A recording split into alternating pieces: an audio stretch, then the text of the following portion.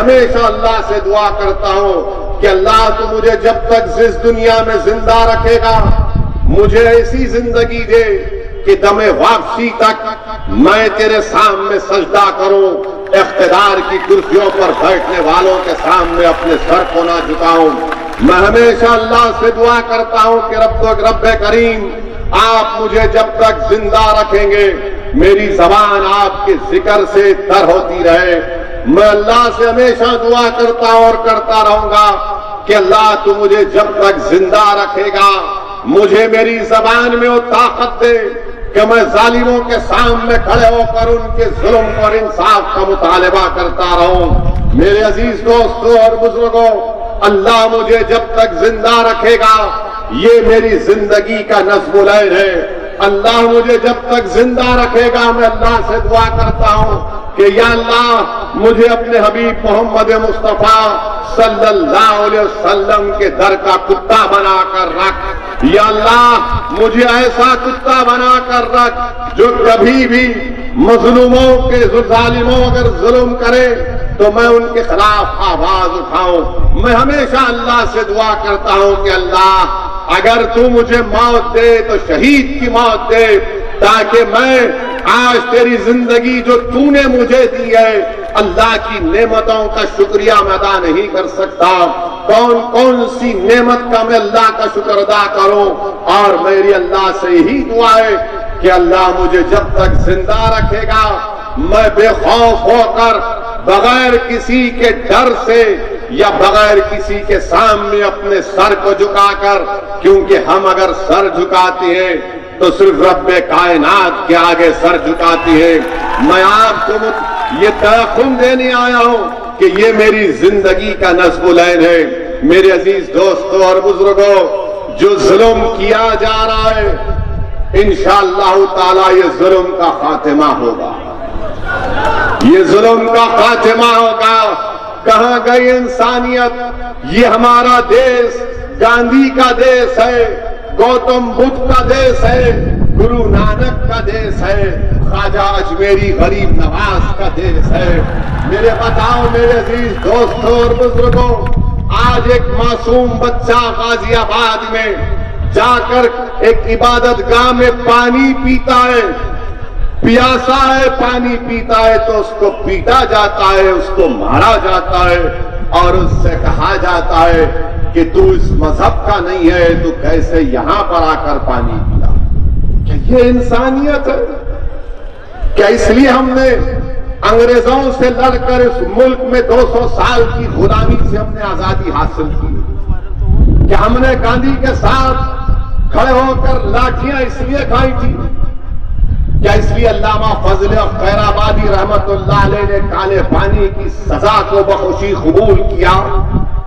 کیا اسی لیے ہمارے علماؤں نے انگریزوں کے خلاف جہاد کا فتویٰ دے کر پھانسی کی سزا کو مسکراتے ہوئے قبول کیا؟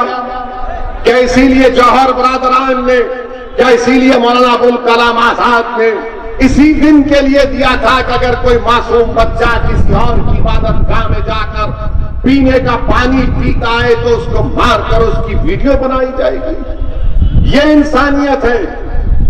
اور تم نام لیتے ہو گاندھی کا، تم نام لیتے ہو کہ بھارت میں ہم اپنی آزادی کے 75 سال کا جشن منائیں گے۔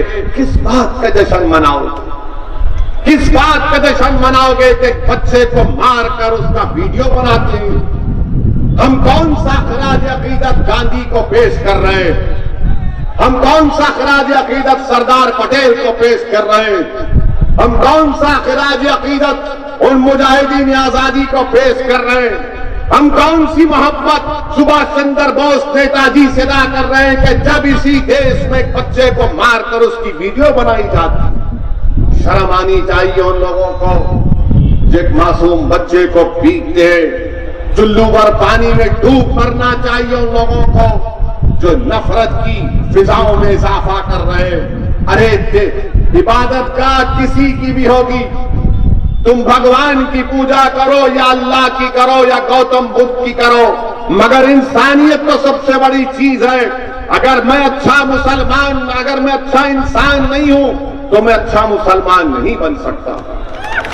اچھا مسلمان بننے کے لیے اچھا انسان بننا پڑے گا، اور اچھا انسان بننے کے لیے کملی والے آقا نے کیا کہا تھا کہ تم زمین والوں پر رحم کرو، آسمان والا تم پر رحم کرے گا۔ یہاں رحم نہیں کیا جا رہا ہے، یہاں پر رحم نہیں کیا جا رہا ہے، یہاں پر ظلم کیا جا رہا ہے، یہاں پر نفرت کا اضافہ کیا جا رہا ہے۔ بتاؤ جب یہ نفرت اتنی پھیل جائے گی تو پھر ملک میں کیا ہوگا؟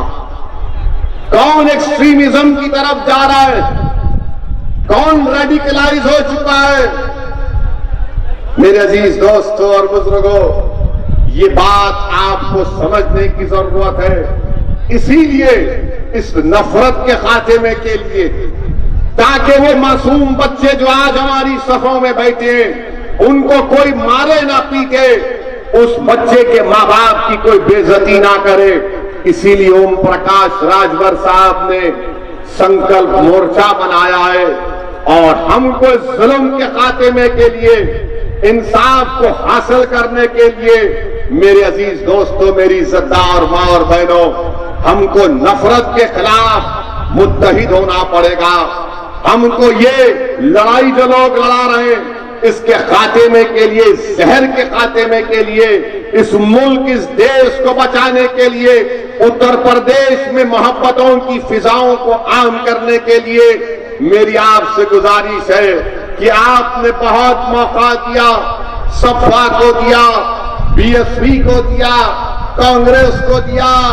اب میں آپ سے اپیل کر رہا ہوں کہ آج آپ کے سامنے ایک طاقتور روپ میں سنکلپ مورچہ، جس کی اوم پرکاش راجبر قیادت کر رہا ہے، میری آپ سے گزارش ہے کہ آپ ان کا ساتھ دیں، متحدہ طور پر اپنے کے کوٹ کا استعمال کریں، اور جو لوگ راجبر صاحب کو اور اسد الدین اویسی کو بی ٹیم کا بات کرتے ہیں، میں ان سے کہنا چاہ رہا ہوں پیارے، ہم بی ٹیم نہیں ہیں، ہم بی ٹیم نہیں ہیں، ہم وہ ٹیم ہیں، ہم ترازو کا وہ پلڑا ہے کہ جس کا ساتھ دیں گے وہ تخت پر بیٹھ جائے گا، ہم جس کا ساتھ چھوڑ دیں گے وہ تختے پر لیٹ جائے گا انشاءاللہ تعالی۔